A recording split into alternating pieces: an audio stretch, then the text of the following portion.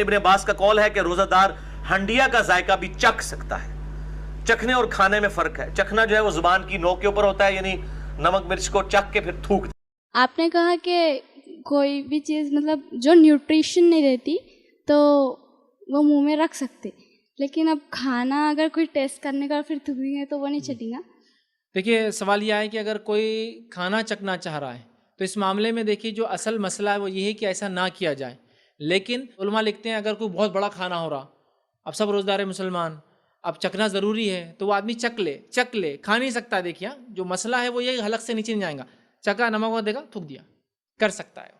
یہ مسئلہ علماء لکھتے ہیں کہ بہت بڑا کھانا ہو رہا ہے، ویسٹ آف فوڈ ہو سکتا ہے اگر یہ نہ کیا جائے، تھوڑا چکھ لے اور وہ بنانے والا پھر شیف ہو سکتا ہے کوئی بھی تھوک دے انشاءاللہ، تو وہ مسئلہ نہیں، اس کے لیے بھی یہ مسئلہ لاگو ہے. لیکن کنڈیشن وہی حلق سے نیچے نہیں اترے گا تو انشاءاللہ یہ مسئلہ بھی اس میں لیا جا سکتا ہے، چونکہ وہ سیم ہو رہا ہے، اندر ہی رہتا ہے اور باہر نکل جاتا ہے.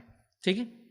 تیسری چیز یاد رکھیے، سوال جو ہم تک پہنچا وہ یہ کہ عام طور پر خواتین چونکہ گھر میں جب افطار تیار کرتی ہیں تو اس میں نمک کے لیے ان کو ضرور اس بات کا، چونکہ عام طور پر یہ عادت ہوتی ہے کہ جناب دیکھ لیا جاتا ہے، اگر حالت روزہ میں اس طرح ہو تو کیا روزہ متاثر ہوگا ان کا، یا کیا فرمائیے گا اس حوالے سے؟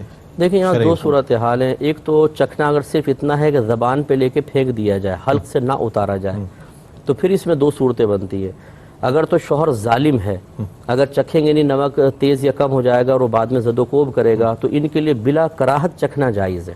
بلا کراہت یہ کر سکتی ہیں، روزہ متاثر نہیں ہوگا، روزہ متاثر نہیں ہوگا.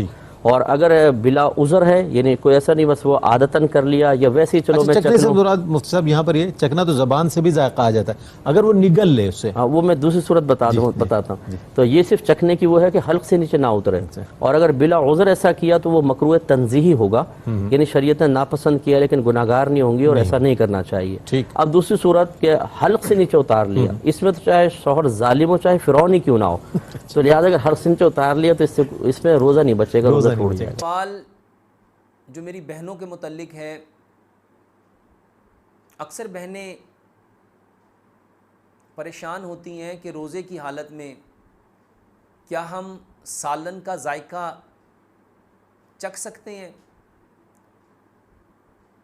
تو میری پیاری بہنوں، بخاری کی ایک صحیح حدیث ہے جس میں نبی صلی اللہ علیہ وآلہ وسلم نے روزے دار کے لیے ہانڈی میں سے سالن کا ذائقہ چکھنے کے بارے میں فرمایا کہ روزے دار ہانڈی میں سے سالن کا ذائقہ چکھ سکتا ہے اور اس سے روزہ نہیں ٹوٹتا.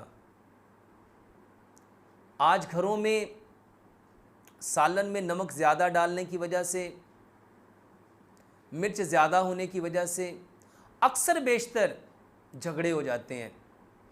اور دیکھیں پیارے پیغمبر جناب محمد صلی اللہ علیہ وآلہ وسلم جو ہمارے لیے رحمت للعالمین بن کے آئے، دین کو کس قدر سہل بنایا کہ روزے کی حالت میں بھی ہمارے گھروں میں جھگڑا نہ ہو، اونچی بد زبانی نہ ہو، بد اخلاقی نہ ہو، بد مذہبی نہ ہو، تو ہمیں اجازت دی کہ روزے کی حالت میں بھی آپ لوگ اپنے سالن کا ذائقہ چکھ سکتی ہیں. میرے بھائیوں اور میری بہنوں، دین سہل ہے، اور یہ سہل اس وقت ہوگا جب ہم اس کو 100% پیارے پیغمبر جناب محمد صلی اللہ علیہ وآلہ وسلم کے طریقے پہ لے کے آئیں گے.